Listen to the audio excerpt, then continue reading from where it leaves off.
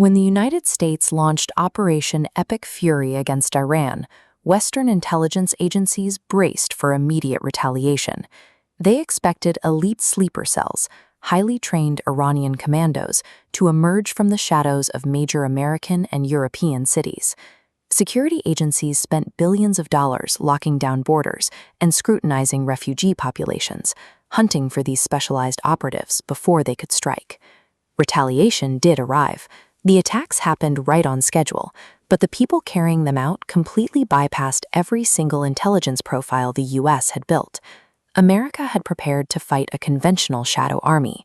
By looking for military uniforms and trained spies, they left themselves completely blind to the highly unconventional threat that actually arrived.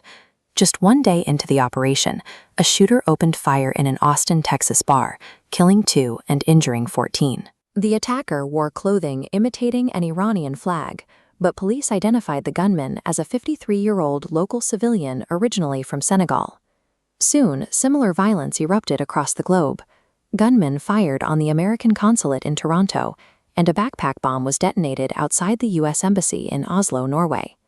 The most alarming plot surfaced when an Iranian agent offered $100,000 to a Mexican drug cartel member to execute hits on Jewish centers in New York and Los Angeles. That specific plan failed because the cartel hitman was actually an undercover American police officer. However, the interaction exposed Iran's strategy of hiring ordinary criminals for violent tasks. Iran activated untraceable civilians already living inside target countries to execute these hits, bypassing its own military ranks entirely.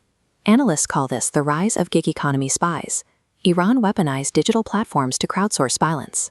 Using encrypted apps, handlers recruited teens and criminals, offering a pricing menu for chaos: 500 to 1,000 euros for firebombs, up to 100,000 for cartel assassinations. These attackers hold no ideological loyalty to Iran or its government. To them, throwing a homemade explosive at a bank is just another gig to earn quick cash. This decentralized method creates a blind spot for multi-billion-dollar intelligence networks. It is nearly impossible to track weapon shipments when an attacker uses a petrol bomb made in a kitchen, or to monitor border crossings when the operative was born in the target city. By turning geopolitical warfare into a cheap global freelance market, Iran made traditional defense and surveillance systems far less effective. This hybrid strategy extended beyond physical street violence, scaling up to target critical American digital infrastructure. Hackers breached the logic controllers that monitor fuel tank levels at American gas stations. By taking control of these readouts, operatives gained the ability to trigger explosions inside everyday civilian neighborhoods. The hackers further demonstrated their reach by breaching the personal emails of FBI Director Kash Patel, publicly leaking his private photos and documents.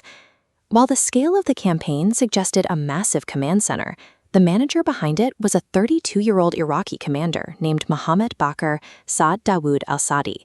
He was eventually arrested in Turkey for coordinating dozens of these global attacks. A single coordinator, armed with an internet connection and a modest budget, managed to inflict both physical and digital terror across the Western world.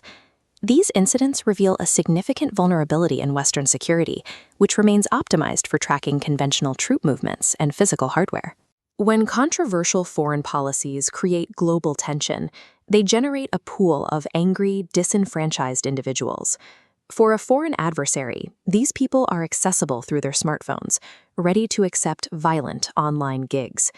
This decentralized threat reaches the highest levels of government, including a lone wolf plot to assassinate officials at the White House Correspondents' Dinner. As the British newspaper The Guardian describes it, this is strictly terrorism as a service. Military hardware and stealth jets are of little use when an enemy can simply log online and pay a local citizen a few $100s to strike from within.